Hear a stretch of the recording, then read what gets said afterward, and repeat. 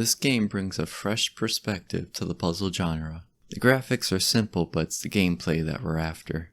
In the 3D world, you change your perspective by moving the camera or moving around in order to help the PlayStation VR avatar make it past the obstacles. When you switch your control back to the 3D world, your avatar will stay wherever you put him. It makes for some quite interesting puzzles later on. Unfortunately, he's allergic to oranges. Anything that's blue is impassable, so you're going to have to exploit the game's mechanics to get past them.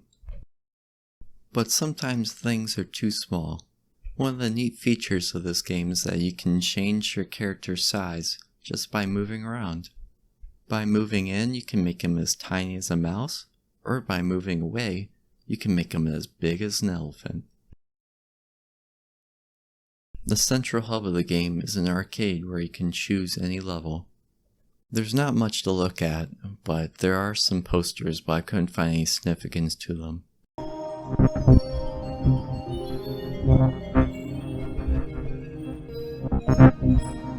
There's also a larger hub later on, but once again, there's not much to see. A problem that comes up with having the levels set up in a hub like this with this type of control scheme is that it makes backtracking very tedious, having to change perspectives a lot just to move your avatar around. It would have been nice to have some sort of level selector, especially since none of the hub worlds have anything to look at or to experience. Just kind of takes the hassle away from having to backtrack.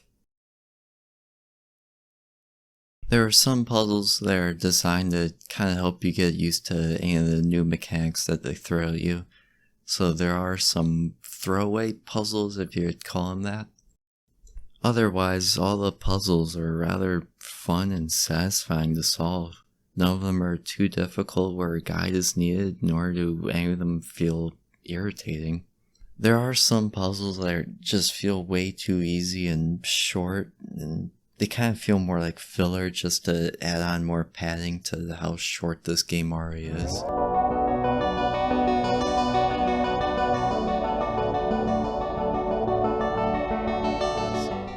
However, there are a couple of puzzles that really make you stop in your track and have you ponder for a little while before you even think of any type of solution. At the midpoint of the game, it switches to a more black and white palette. The music also gets a bit more gloomier, and I'm sure all this has to do something with the story, but in all honesty, I couldn't find what the story was or was supposed to be.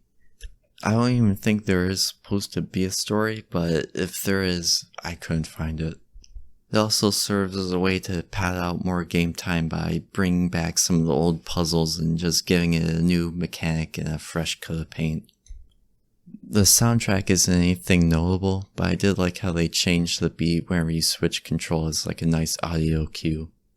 Like I've said before, the puzzles are fun, relaxing, and satisfying to solve. A majority of the solutions boil down to trying to find a way to exploit the mechanics of the game. I've had no issues with it, no crashes, bugs, but as I've been kind of mentioning, it is short and it only took me an hour and a half to finish it. But like how big things come in small packages, the game's only 153 megabytes, so it only takes like a minute to download. The game is also free on Steam, so it's not like you're hurting your pocket or storage from even trying this game out. Which I highly recommend if you're looking for a puzzle game to play or something different to try out.